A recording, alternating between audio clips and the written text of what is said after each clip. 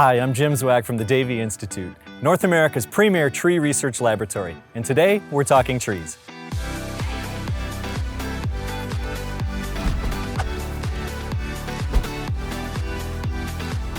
Taking care of a tree can get tricky when it's on the property line. While you may love the shade or color it provides, your neighbor may not like when it blocks their view or drops leaves on their patio. Tree ownership is a complex topic, and to help us think through it, we're joined by one of our experts, Vice President and General Counsel, Erica Schoenberger. So Erica, where do we start? Thanks, Jim. Trees located on property lines can often lead to disputes. It is also confusing to determine what your state law requires regarding who ultimately is responsible for a tree's maintenance.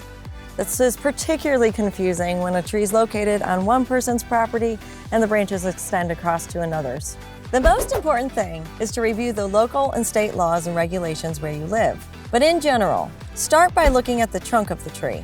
If the trunk is fully on your neighbor's yard, then they are the owner. And just like you wouldn't go into their yard to tidy up their deck or patio, you cannot go into their yard to trim their tree.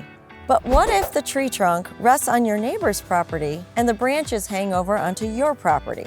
First, check your local laws and regulations to determine whether you are permitted to trim the parts of your neighbor's tree that cross over into your space without asking their permission. Even if permissible, remember that you can only prune back to the property line and you must stay on your property the entire time you are performing the work.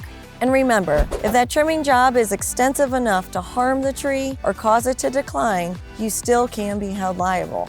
Here's another scenario. Now you are the tree owner and your neighbor is trying to force you to trim or remove your tree. Can they do so?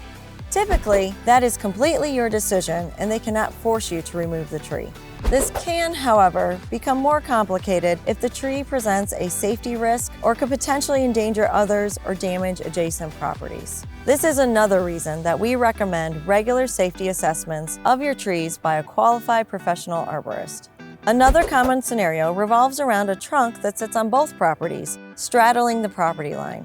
In this case, it is most common that you both own it and are equally responsible for its care and maintenance. With this final scenario, good communication is critical.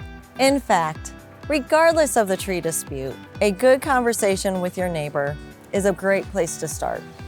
In many situations, if you talk about your concerns with your neighbor in a calm fashion, you'll be able to find a workable solution for both of you. Property laws vary widely state to state, so if you have a particular concern, we strongly recommend that you seek out qualified legal counsel. Thanks, Erica.